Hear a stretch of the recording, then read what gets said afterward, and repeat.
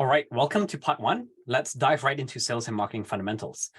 The first thing to know is as you evaluate what is sales and what is marketing, do challenge and question yourself on where does marketing end and where does sales begin. Even though this is a very sales specific program, I do want to cover a bit on marketing because number one, the line where it transitions is often a moving target. Sometimes you'll find that salespeople need to get involved in some marketing related activities. And on the other side of the picture, sometimes you find that marketing people also need to convert customers as well. So it's less clear cut than you think it is. And even if you have a very definitive line around where the roles and responsibilities shift and are limited, it's also helpful for your salespeople to understand a bit about the marketing landscape and jargon, such that they can have an intelligent discussion to empower your marketing team to give them better qualified leads as well.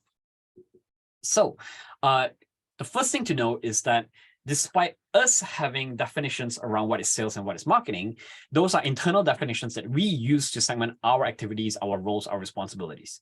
To a customer, sales and marketing doesn't exist, right? To a customer, they go through a seamless process on evaluating options, finding out about their problem, finding out what's the best alternative, and then eventually purchasing. For them, it's a seamless, singular, or linear process. Another thing to recognize as well is that every customer is going to go through a slightly different process. Not everyone views an ad, lands on your website, checks out your product page, and checks out. Some people come in through referrals. Maybe they need to speak to a sales rep before they're ready to close. Maybe someone else wants to do a demo. So every customer is going to be different. So the key way to think about it is how can you map out the customer journey against key activities depending on where they are in their frame of mind, as opposed to what specific actions they're taking.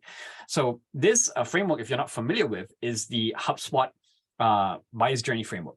So the key stages that you see here is the awareness, consideration, and decision stage. There's also a close stage that's not depicted over here. But what you will see, and I'll walk you through this framework in a second, is that it really helps you understand how do you kind of meet a customer where they're at, depending on where they are in their mindset and where they are in the kind of questions that they're asking. And then from there, how do you move them to the next level or elevate them into the next stage? Make sense? So first and foremost, I'll talk a bit about the awareness stage. In the awareness stage, the customer is not so much being aware about your company or even your solution. It's more about getting them to become aware that they have a need, they have a problem, right?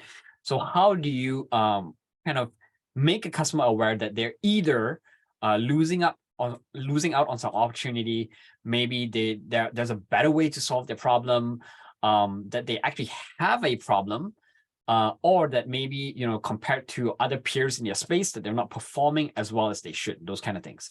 So that's in and around awareness. Consideration is more, now they know that they have a problem, how do they solve it? That there could be multiple ways to solve that same problem, right? So for example, if they have a conversion problem, maybe they don't have a CRM, or maybe they need to work on email outreach, or maybe they need to work on training their sales reps and techniques. So that there are many different ways to address that specific problem. And then, so again here, a consideration is not so much about considering your solution, but it's just considering that there are ways to solve the problem and which way is best. Ideally, of course, you want to speak to being able to be one of the experts in that specific way that you are going to show your customer in a second. So in the decision stage, this is where the customer starts to evaluate vendors. Again, not so much about your company or your product specifically, but this is where you come into picture, they will be comparing you against alternatives, competitors, to try to understand which is the right specific option for them. And I'll give you an example in a second. But the last stage that is not over here in this diagram here is the close stage. So now that a customer has decided to go with you, then the questions that they have in the close stage are more around, what are the return guarantees? What's the pricing? What's the adoption process? How do I implement it? Those kind of things. So it's helpful to understand how a customer walks through all of this. And then from there, you can start to either on the marketing front, create the right assets to answer their questions, or on the sales front, it helps you understand how to guide the conversation to move them along this journey. Make sense? So the example that you see over here is related to someone who has strep throat, right? So in the awareness stage, this customer here says, oh, I have a sore throat, I have a fever, I'm aching all over.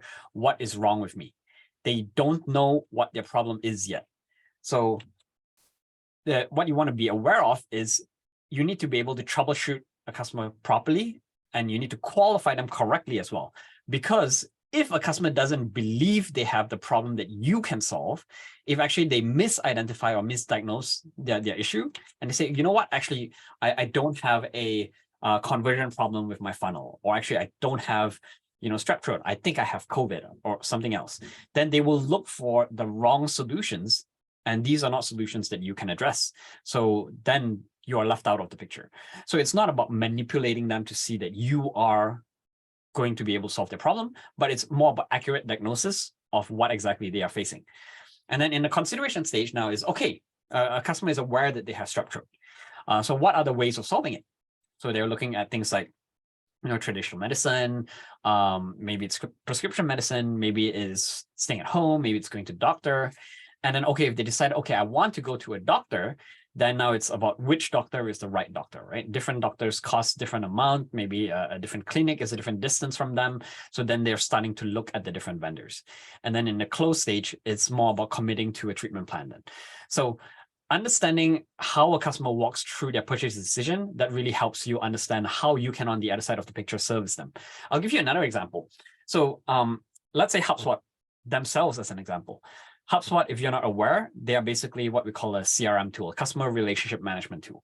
So to understand customer relationship management, first of all, you have to understand how you guide a customer through your sales process or your marketing process as well. So for example, in the awareness stage, HubSpot's customers may kind of be asking questions around things like, what exactly is inbound marketing? How does marketing work with sales? Those kind of questions. And then from there, basically HubSpot would create content that speaks specifically to that. So that could be blog posts, it could be video, it could be tutorials, those kind of things. And then in the consideration stage, assuming a customer is understanding or aware of like what exactly is inbound, how does inbound work with outbound, how does sales tie together with marketing, then in the consideration stage, maybe a customer is asking questions like, okay, should I optimize my email campaigns? How do I tie together my workflows? How do I better track my customer engagement? Those kind of questions. So under the consideration stage, they're talking about things like, how do you create an email campaign? How do you what metrics do you track for customer engagement? How do you decide how to automate a workflow for setting up triggers for if a customer is a qualified customer, such that you can move them on to sales from marketing, right? And then under the decision stage, then they would move more along the lines of, okay, now if you decide specifically to go after, let's say, email campaigns, what are different email campaign providers? Maybe there's MailChimp, there's ActiveCampaign. We can even use they'll showcase, of course, the HubSpot platform and how creating campaigns through HubSpot will actually tie in much more strongly, because it will help you track those email engagement metrics and relate them to sales, so that sales can more easily qualify customers and see, oh, this customer has opened this email X many number of times, therefore they are warmer leads, therefore my salesperson is going to follow up with them, right? Makes sense? So, and then moving on to the close stage, then customers going to evaluate more around like, how do I implement? What's the price? What are the tiers? How do I migrate or shift my existing data set from other platforms? Like, let's say if I'm already using MailChimp, how do I migrate over to HubSpot? So these are the different questions that the customers are asking as they're going through that journey. And on the other side of the picture, that's what HubSpot themselves, they're creating or trying to kind of build that thought leadership around, such that the customer understands that they are the experts that will help you kind of solve the problem that they have. Make sense? So as you know, or if you're not already aware, some customers may purely convert based just on marketing activities. Maybe they view your website, they read some reviews, they think, okay, this is good for me, they sign up, and they never have to speak to a salesperson. On the other side of the picture, sometimes you may have a customer who comes in through a referral, they speak to a rep, and maybe they do a demo and then they convert and they never touch on any marketing related materials. So that's entirely possible as well.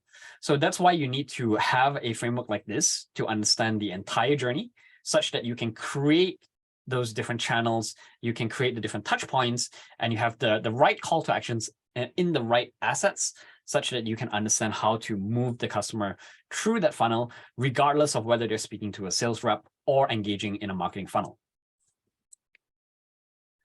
Typically, marketing activities are more heavy on the front end. So marketing activities are usually around awareness, consideration, and decision.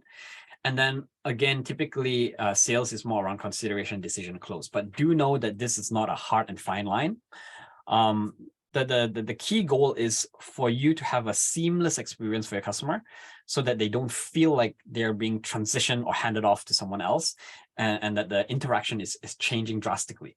The other key thing for you as well is to ensure that your sales reps get the right qualified leads, so that they're not wasting their time. Because sales is not only the most time intensive, but it's also the most resource intensive activity for any business. And you want to make sure that marketing is actually nurturing and qualifying your leads before handing them off to sales. Otherwise, sales is going to actually end up spending a lot of time polishing up the customer to get them ready to actually purchase. And that's not the best use of their time, right? Of course, again, there are exceptions to the rule. You may want to put a high value customer in front of sales earlier rather than later, because maybe it's better to build that relationship, because this is going to be a big potential client that might have big orders, or maybe a lot of returning orders, or maybe it's a very notable client like Nike or Adidas or some big brand name that can help add to the credibility of your company. So, apply what is best for you, but understand that generally this is kind of the rough framework that you're looking at. So a few other kind of marketing jargons to just quickly touch on, just so that you understand the lingo and how to converse with marketing. And then we'll go a bit more into the process related flow on your end for your company. So first of all, before I touch on that, I haven't actually given specific tools and exercises in and around creating a strategy for this.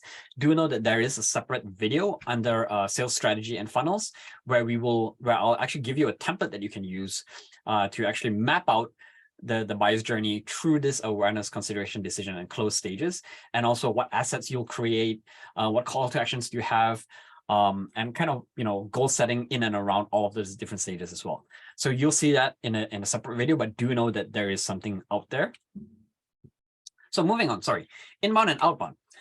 Inbound and outbound is another term you need to understand, because generally inbound refers to how a customer finds you. Is a customer organically finding you? They're coming to you, right? Generally, again, it's more marketing related.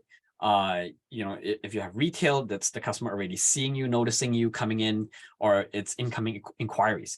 Most companies have a lot of inbound. And again, it depends on the type of company that you run as well. If you are more consumer centric, typically you are going to be more inbound rather than outbound. This depends more on activities like running campaigns, your ads, your copywriting, building a community. And then on the other side of the picture, you have outbound. So outbound is more about you reaching out to people who are potentially a good fit. Because outbound is usually more resource intensive, both with time and money, outbound is generally more sales oriented. But that's not to say that inbound is only marketing and outbound is only sales. I'll get to that in a second. So outbound is usually more effective for more B2B oriented products, because there's a higher value, higher customer lifetime value, those kind of things. So the activities in and around outbound are more things like lead generation, list building, actively pursuing sales, optimizing your funnels, those kind of things. And you're doing things like cold calling, email outreach, maybe even events or trade shows, those kind of things. So the one thing to know is inbound and outbound are not activities, but they're more about definitions on how a customer has come across you. In some cases, you will have marketing people involved in outbound activities as well. So do recognize that, because sometimes I find marketing reps or sales reps that are hesitant to dabble in inbound versus outbound because they feel that is not their territory or that's not their responsibility. So for example, events, trade shows, if you have a booth there, obviously that's something that marketing might be involved in as well, because they are creating certain assets, banners, those kind of things. On the other side of the picture, you might have sales reps dealing with inbound leads as well, because marketing is qualifying them and handing them over to sales and getting salespeople to convert them. So it's just a term that describes where and how you found your prospects. It's not really limiting your activities. So do keep that in mind. Another thing to be aware of is that not only with the inbound process, but just generally with the sales process as well, is you always want to focus on the customer first and foremost, and less on your company or your product. It's not about pushing product and driving sales. It's really about aligning and delivering value to your customer and helping them see that you are helping them with their problem and educating them through the process of doing so. Make sense? So why is some of this relevant? I'm talking about this because number one, I want you to make sure that you understand the process so that you can build the right funnels. But number two, that you can also qualify your right prospects so that you don't waste your time spinning your wheels, extending your sales cycle if you're reaching out to the customers that are either number one, not ready to buy, or maybe they're ready to buy, but then they still need a bit more nurturing, or they maybe have the wrong budget cycle. So you need to make sure that you qualify them properly before you start to engage with them in a high touch sales process. And then from there on, also to help you understand how to have a smooth transition between both marketing and sales. And lastly, so that you can have the right jargon and dialogue language so that you can communicate clearly with marketing to help empower them to give your sales reps the right kind of leads so that you can actually convert much more efficiently. So one last thing to touch on is push and pull marketing. This one is also interesting to know because this will also help marketing understand the different campaigns that they run and how they can kind of prioritize different efforts. So that's push. Push is generally, it's a bit different from inbound, outbound. Push marketing is what we call interruptive marketing. It can also be inbound, right? So generally, what you will find in push marketing is you get quick returns, but they tend to be more short-term. So these are things like ads, doing promotions, doing sales. When you do push marketing, you are getting in front of a customer, and it is still inbound because you are getting them to come to you, but you're interrupting their daily sort of activities. So it might be an ad that they see or hear on the radio or see on a billboard, but it's interruptive in nature. Make sense? On the other side of the picture, pull it's not interruptive because a customer is generally actively looking for something. And in the process of them looking for something, they stumble across you, right? So a pull design campaign is more in and around making yourself more discoverable. So those are activities like, SEO, content marketing, having referral campaigns. Those are more pull driven. Generally, pull is slower in terms of returns, but they are better on the long term because if you constantly push, if you constantly interrupt your customer, it can start to wear out on them and make them a bit fatigued. So you've probably seen this, like if you always see ads from a certain company, eventually you start to ignore it as well. Versus if you're designing campaigns in and around marketing that are set up well to position your company as a thought leader in the space, naturally companies will trust that brand a lot more, and they will naturally just gravitate more towards that brand, regardless of you needing to go out there and run promotions and sales and discounts. So a few last quick things just to kind of touch on marketing, and then we'll move into the sales process. Some common marketing mistakes that I often see that you need to also be aware of, because it might also fall into the category of sales as well, and it definitely affects the quality of the leads that you come across, is number one, oftentimes a lot of marketing teams or agencies may end up actually doing, I'd say, being overly attuned to minor details in the same campaign. So what I mean by that is they think that they're A/B testing different ads, but actually they're being a bit too granular.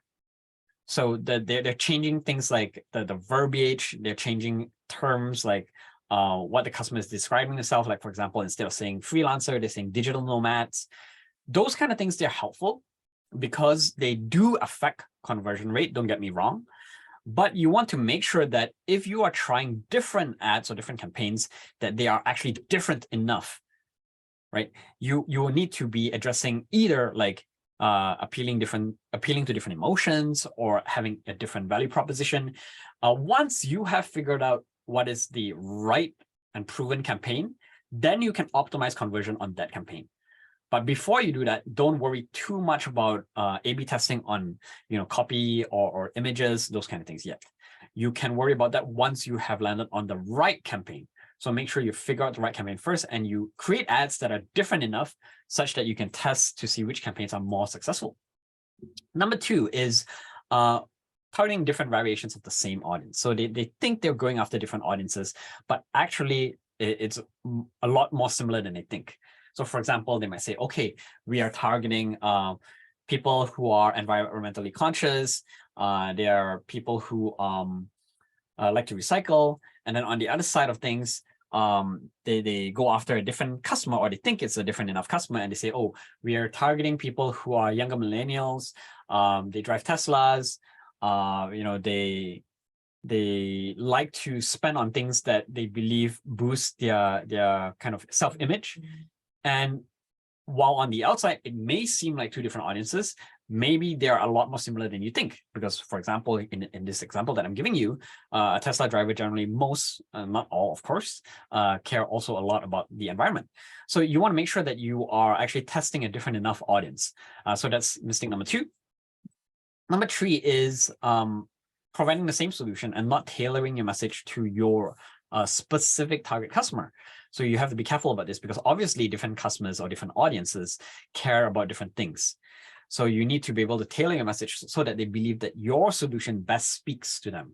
So make sure that you have the right language so that they will resonate. This kind of ties into number one. So it's more about optimizing the messaging once you figure out the right campaign that works. Another one is obviously if you're not solving the problem, then that's a tricky thing as well. The most common problem here with campaigns that end up in such a way where they're quote unquote not solving the problem is they in fact have a solution that does solve the problem, but they're not describing it correctly. So one key thing to note here is when you use marketing language, but not only marketing, but also sales language, that you help a customer see that you are solving the root cause of their problem, not a symptom of the problem. Because if you merely address the symptom, then that's the kind of situation where you end up with a customer who feels that, it's a nice to have product, but I don't really think it applies in my situation kind of thing. But if you talk about how you are addressing the root cause, then that way they can actually see that, oh, I understand how it will solve my specific problem. So to elaborate a bit on, kind of the symptom versus root cause description, a simple analogy to think of is, comes from the manufacturing world. So let's say if a machine breaks down and you say, okay, your machine broke down, and why did that happen? It was because one of your fuses blew out. And if you stop there and you just replace the fuse, then you are solving a symptom. But then you need to dig deeper. Why did the fuse blow out? The machine was overloaded. Why was it overloaded? Because one of the lubrication pumps was not pumping sufficiently. Why was the lubrication pump faulty? Because someone who was servicing the pump did not replace it with a strainer, and therefore a piece of scrap metal got into it, right? So the same thing applies here. Like when you're marketing to a customer, when you're selling to a customer, they need to, or you need to help them understand that your solution is not just going to address that symptom, because if it just solves the symptom, they will still find themselves up against the same problem again. You need to be able to show them that your solution is actually going to solve the root cause of the problem and make it go away completely, right? So understanding or kind of positioning yourself in such a way will help you convert your customers a lot better. Lastly, another common marketing mistake is not giving campaigns enough of a time or chance to succeed. And this is especially challenging on the marketing front because some marketing campaigns don't deliver immediate results. There'll be a completely different video on short-term versus long-term that will come later in the course. But do understand that in some cases, certain customer behaviors don't change immediately. So one immediate example I can think of is there's this company up in Whitehorse, and they were working with a marketing agency, and so they are a restaurant, and they are a fine dining restaurant, and they were working with a marketing agency, and they were trying to attract or change their brand positioning such that people didn't see them only as fine dining, and they would be able to attract more casual diners as well.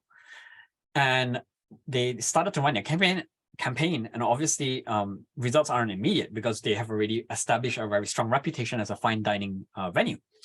So over a period of time, I think it was over about a year, eventually they started to see people coming and viewing them more as a casual dining experience, right?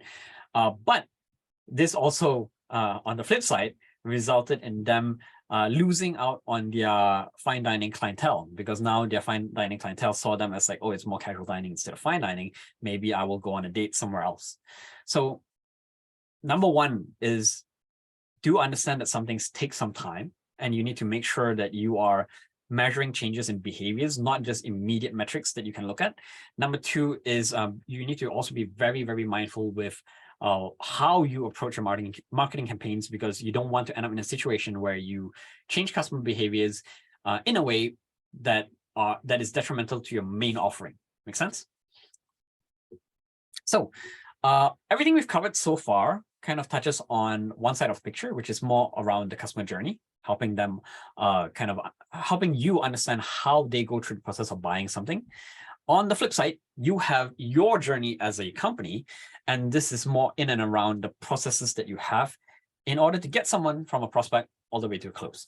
So these are kind of like the high level, the key 5 steps. So number one is understanding, number one, who you are going after. So defining your customers. Number two then is kind of going into building the funnels. So mapping that strategy, building out all the possible funnels, converting and tying them all together, automating the process. And then once you have the funnels, then you fill it, right? You put put prospects into the funnel, fill the top of the funnel, and such that the customers can move through the funnel. Number 4, you're using a specific framework. You have the right call to actions. This involves things like copywriting, your sales script. And then once they move through the funnel, ideally you convert them, you close them, they become a customer. Then the next step is your customer service, maintaining the relationship, building customer loyalty, and kind of keeping them coming back for more, going into things like upselling, cross-selling, and whatnot. So we'll dive into each of these sections throughout the course in a lot more detail, but do understand that the easy way of depicting it is you have on the top, let's say if you want to visualize it, a customer is going through their journey, right? Awareness, consideration, decision, close. They're going through certain questions they will have along each step of the journey, certain things that they need to understand and realize before they're ready to move on to the next stage. And then on the bottom side, you have your certain goals as well, because as you want to move a customer through those different stages, you need to qualify them. So for example, to know if someone has the problem, maybe you want to see that the customer has downloaded a specific guide. Or maybe if you want to know if a customer is actively considering solutions, maybe you want to see that they've viewed your pricing page, or maybe you want to see that they've booked a sales call with your reps. So generally, there is one path for a customer, and you have your own objectives. And everywhere in between is kind of the white space where each customer will go through a different process. So your goal is to really understand how can you meet your customer where they're at, but at the same time, also capture the right information that you need such that you can move them along actively and guide them through the process, because sometimes customers won't know where to go or won't know what to do next. Make sense? So I'll leave it at that in terms of both the buyer's journey and the sales process. The last thing that I want to touch on before we wrap up this session is to give you a very thoughtful piece in and around understanding how people make decisions. So number one is, as a customer or as a prospect, but not only as a prospect, as any individual is looking to make any kind of decision, generally this is the balancing act that happens either consciously or subconsciously. So they are thinking about number one, what's the cost of staying the same? If I don't do anything, what am I losing out on? What's the risk? Cost of staying the same are things like, maybe there are certain risks, maybe there's fines and penalties, maybe, let's say industry has changed regulation, and if I don't adopt something new, or if I don't adopt a new process, I might be at a risk for something. Maybe it's like, oh, I'm just doing something manually right now. It's super challenging. I'm wasting a lot of time. So maybe it's time wasted. Maybe it's just the difficulty of doing something manually right now. Maybe there's financial cost. Maybe by doing something in my traditional way, it's really expensive for me. Or maybe there's lost opportunity. Maybe if I don't optimize certain systems, I won't be able to scale my organization as quickly and I don't get more clients, right? So there's a certain set of quote unquote costs of staying the same.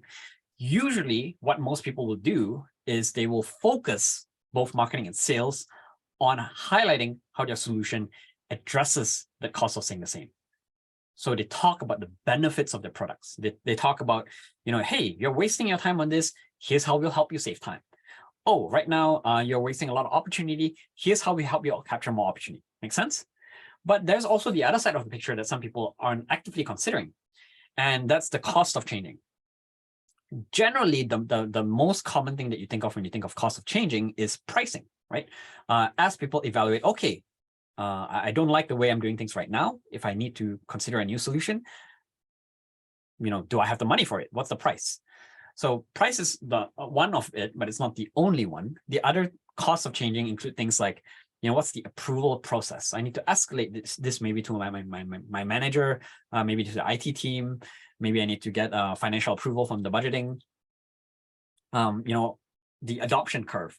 Do I need to train people? Do I need to get them to buy into the solution and believe that it will actually help them with their day-to-day, right? Will it actually empower them? Maybe it's the training process. Maybe I need to get them to change behaviors, get them to input data into a new system.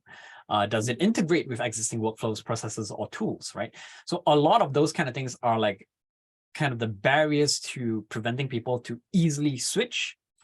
So if you understand kind of this balancing act, then generally you'll understand that when people make a decision, they are driven and motivated to take a step to change when they realize that the cost of staying the same outweighs the cost of changing. Make sense? So I'll say that again just to make sure you understand that. So to sell someone, to get them to change, you can either highlight or expand on the cost of staying the same. So that makes it a lot more painful. So they understand, the cost of staying the same is very heavy. Therefore, it outweighs the cost of changing. What that means to a customer is, by changing, I have less pain or have more benefits. Make sense? The other side of the picture is, instead of focusing on cost of staying the same, you can make the cost of changing lighter. You can make it easier for a customer to change, and therefore they're more willing to test something new because there's less risk for them. Make sense? So a concept here that I want to leave you with is called the thin edge of the wedge. And this concept and this framework, as a matter of fact, comes to me from my sales mentor, Mike Winterfield. Mike was the former president at Traction on Demand, which is a Salesforce implementation company. And for them, as you know, if you're implementing a CRM solution like Salesforce, it's a very big decision for any company to make, because they have to train a lot of reps. They have to get them to buy into a new process. They need to make sure that they're changing their behaviors and activities so that they're actually inputting data into the CRM. Otherwise, the CRM is not meaningful, it's not useful, right? So what did what Traction on Demand do? They said, okay, how can we get our foot in the door? What is that thin edge of the wedge, like a door wedge? So they said, maybe we can offer a low-cost audit to our prospects. So they would come in and they'd say, hey, we'll come in and we will audit your existing processes, your tools, and help you identify areas of improvement and suggest the different tools that you can use in order to improve your processes. So they're not saying we'll help you implement Salesforce, not right off the bat, because that's a very big project. So they say, we'll come in, we'll provide an audit. You can do what you want with the audit. You can take the audit, the report that comes out of it, and you can either make the changes and improvements yourself. You can choose a different vendor, choose a different tool, or you can work with us if you want to, right? And what they did find is that by having that easy in, that gives the customer that experience of initially working with them. And clients that actually work with them on that audit, actually 80% of them end up closing into a more formal engagement or project. So in your case, you're also thinking like, what can you do in a kind of situation? Maybe it's actually making a sub offering, something that's smaller than your main offering, if your main offering is a really big offering. Or maybe you're actually doing like things like a pilot. Pilot projects are very popular in the B2B world because they reduce the risk by reducing the scope and scale of the implementation. So for example, you may say, okay, we'll test out in one location or one specific department instead of doing a company-wide rollout. And that way it's a bit more palatable for a company to test it out. And then once they see value, then they can decide to roll out the bigger project. Make sense? Same applies to freemium, where you have customers trying out something for free. That's where you bring down the cost of price. And then once they see the value, they're more willing to convert. Another story I can kind of give in and around this example here is there's this company here in Vancouver called RunGo. Craig Slagle, he's the founder. And he was talking about how they made a recent pivot, this quote unquote recent, because I heard this a couple of years ago, so it might have changed, but they're basically a running app that gives turn-by-turn based instructions on your route. And they pivoted to sell to hotels. So basically guests or tourists, they can use this app to explore the city. Like it'll tell you, okay, yeah, on your left, it's this building. If you move forward 500 meters and look on your right, it's going to be this other attraction. You can go in this direction to find this, that kind of stuff. And when they were pitching to hotels, they actually identified that their ideal pricing is $5,000. Why? Because anything higher than $5,000 would require approval from head office, and the individual hotel chain could not approve it. So they said, okay, if we price below 5,000, local branches can implement without needing to escalate to higher management. And this just speeds up the sales process a lot more. So, same kind of mindset. It's not necessarily only about pricing, but how else can you reduce the risk, reduce the scope, and kind of reduce that cost of changing for your prospect. So take this away because it might give you some ideas around, smaller offerings, sub-sells, sub-offerings instead of your main offering. And generally, once a customer has a good experience, a keyword here is experience, then they are more likely to buy back from you because it's much easier to sell to an existing customer than it is to a brand new customer. So we'll wrap it up here, and then we'll go into the next section. Part 2 is going to be about pricing.